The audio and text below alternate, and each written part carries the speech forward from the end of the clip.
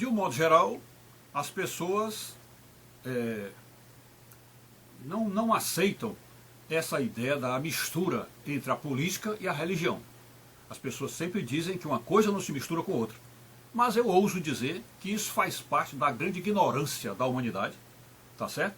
E essa ignorância produz os mais diversos e aberrantes frutos que se vê por aí e que acompanham a humanidade desde a época da queda para cá, ok? Então um dos frutos negativos ou até frutos podres que vem da época da queda para cá é esta separação entre política e religião que fez com que as coisas, vamos dizer, da maldade humana, da crueldade humana, ficassem ocultas, não é?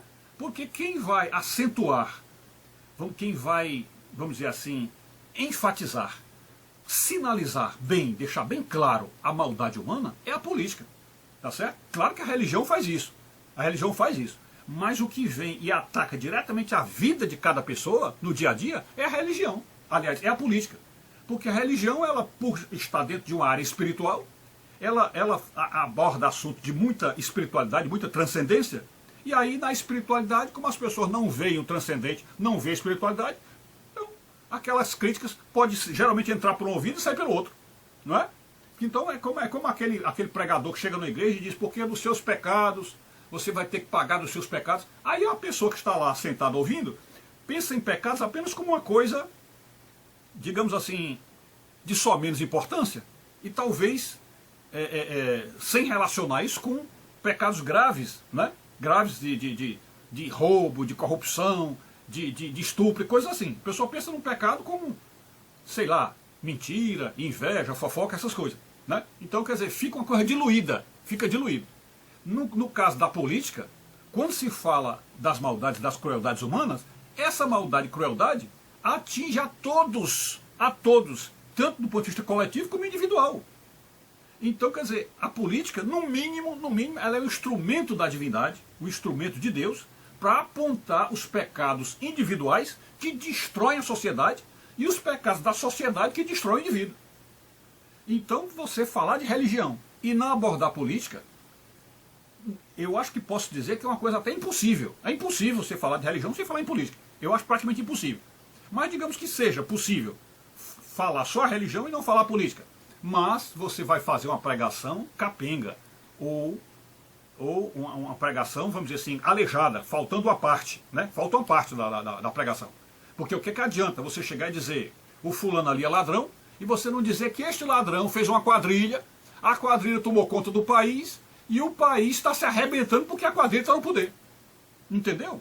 Porque o que a quadrilha faz no poder vai destruir a nação e você também. Destrói a você e sua família e todo mundo. Então, quer dizer, como é que a gente pode imaginar um Deus que quer salvar a humanidade e não olha para os pecados da humanidade, olha só os pecados individuais? Não tem sentido, né? Então Deus está vendo os pecados individuais e os pecados coletivos. Deus sabe que os pecados do indivíduo vão chegar lá na sociedade e que os pecados da sociedade, em girando conjunto, vai atingir de novo o indivíduo, vai lascar de novo o indivíduo. Então a gente não pode falar de religião sem falar de política. E aqui o título desse vídeo diz: o direito de Deus começou com a própria criação. Porque a gente sabe que é na política que se fala de direito, né? Deveres e direitos, né? Então se fala na política é isso, esse trabalho que a política aborda, que é promover o bem comum e, portanto, fazer uma perfeita distinção entre deveres, direitos e deveres, né? Pois bem, então, o que é que se diz aqui? Que o direito de Deus, o Deus também tem direito, ele como criador, imagina então que ele sendo criador, ele é o que tem mais direitos, porque se ele criou, se tudo é dele, se tudo foi dele, então ele é o que tem mais direitos. Se ele é o que tem mais direitos, ele tem mais, vamos dizer assim, razão para exigir o cumprimento das leis que ele próprio fez. E cumprimento das leis que ele fez, isto é política. Porque lei é política. Então isso é política. Então, se Deus é o Criador e ele então tem direitos, muito mais do que qualquer um de nós, a gente imagina como é que vamos dizer assim, a ofensa a Deus, a mágoa que foi dada para Deus e a desobediência a Deus, como é que isto aí alcançou esse conceito de política.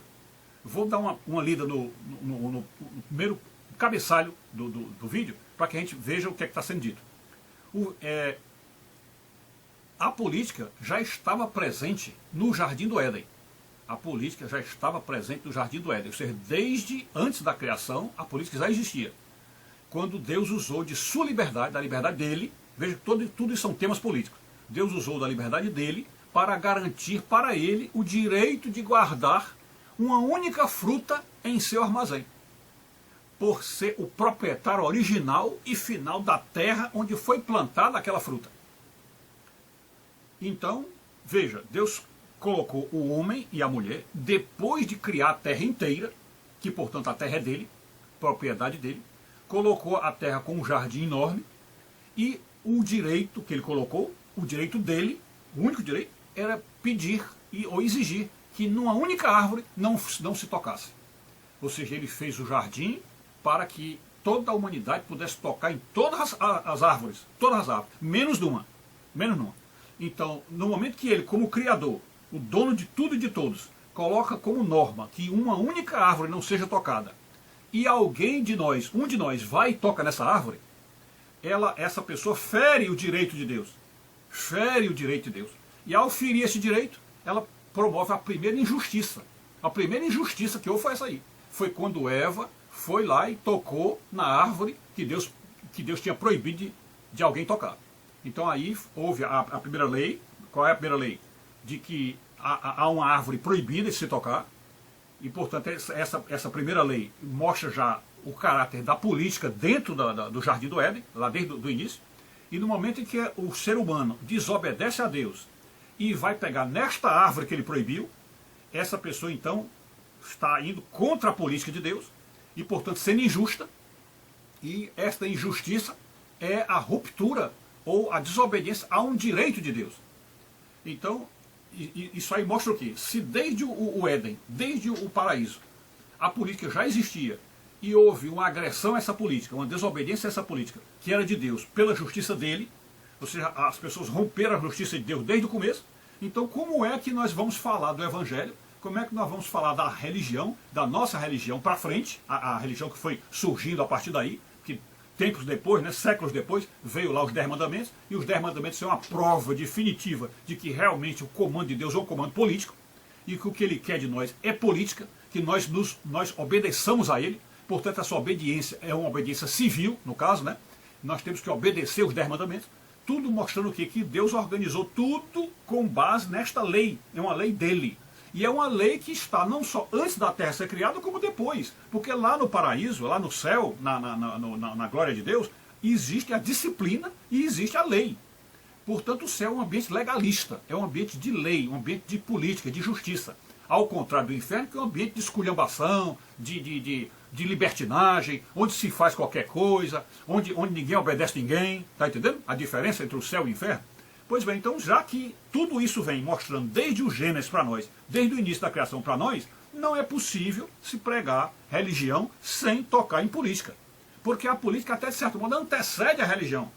Veja que antes de Deus criar, a política já existia.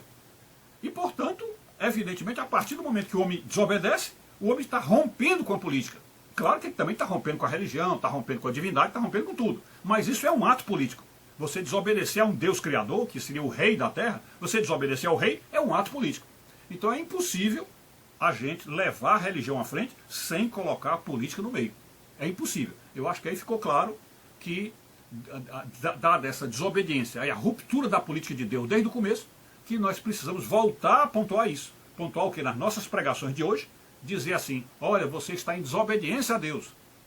Quando você diz isso para uma pessoa de hoje, que ele está em desobediência a Deus, você está dizendo, você está politicamente contrário a Deus. A sua política não é a de Deus. A política de Deus é que você se corrija, que você se santifique, que você se aperfeiçoe, que você seja uma pessoa melhor. Essa é a política de Deus. E se você faz o contrário, se você não obedece a Deus, você está sendo politicamente incorreto. Aliás, você está sendo politicamente contrário a Deus, e isso é uma postura que vai lhe levar aos castigos da lei. Vai levar, portanto, às consequências da desobediência. Então, acho que aí ficou claro por que a nossa religião precisa estar pautada, fundamentada e ladeada da política. Ok? Então é isso. Fiquem com Deus.